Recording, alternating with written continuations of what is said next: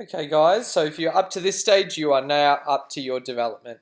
So for this step, we need to select our letter forms. So you have these selected, you've created your guides. Now we need to give each of these a 6-letter name, all right? So you'll see on your development of 2 concept slide, we'll go down to here. For the G, I've decided to call this Goldie, and I'm going to follow that by the word type. And for the K, I have called this one cracked and follow that by the word type.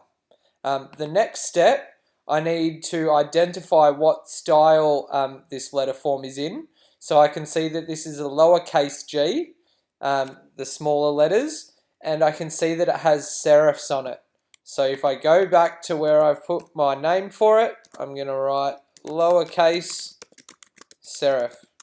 And if we look at the K, it's an uppercase, a capital, and it is a sans serif because it has none of those licks on the end. So here we go, uppercase, sans serif. Alright, so what this allows me to do is identify what template I'm going to use underneath these words when I create them. So this is a lowercase serif. I need to go to today's post. I'll see at the bottom here a range of templates. For this one, lowercase serif is what I need. Simply right click and copy image, okay, or save image.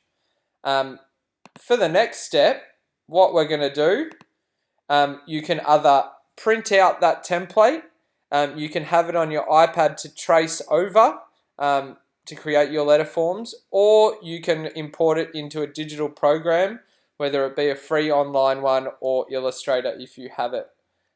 So for now, we're just going to imagine that this template is a printed out piece of paper. Then if we imagine this next rectangle here is a new piece of paper, we're going to place it over the top. And then we're just going to have a quick look at our online workbook, at our letter forms with the guides, and what I need to do for the G is put in my baseline, my X height, and the bottom line, and I'll also need a top line for my other letters as well. So if we go back to my template, we've got it here. I'm going to draw in my guides before I do anything else.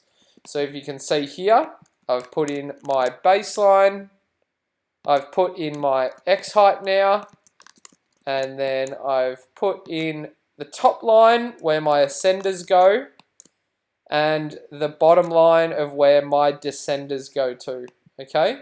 So now we have on our fresh new piece of paper, we have our guides that we're going to use for our letter forms.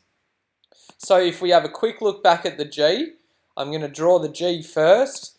I'm just going to do this really roughly to show you guys. So if we imagine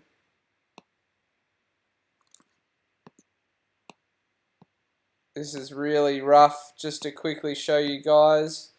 We've got the letter G here, okay? So now, the next letter I need is the letter O.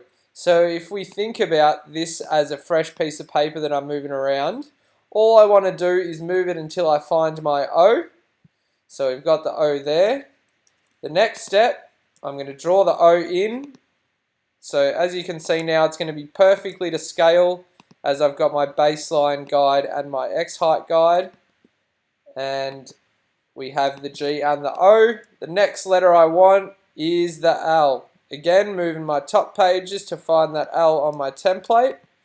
I'm going to draw it in the style of my letter forms that I want to create. So taking inspiration from that G and creating the same points. I needed to do that with the O as well. So that should have a little point on the end. And then we just keep going until we've created that full word. So the next letter would be the D and so on. Once you've created that full letter word, take a picture of your work and post it onto your development page here. So I have a picture of my final one I've created. and I post it onto my folio here. So I just do that for both of my concepts, and then your concepts are complete.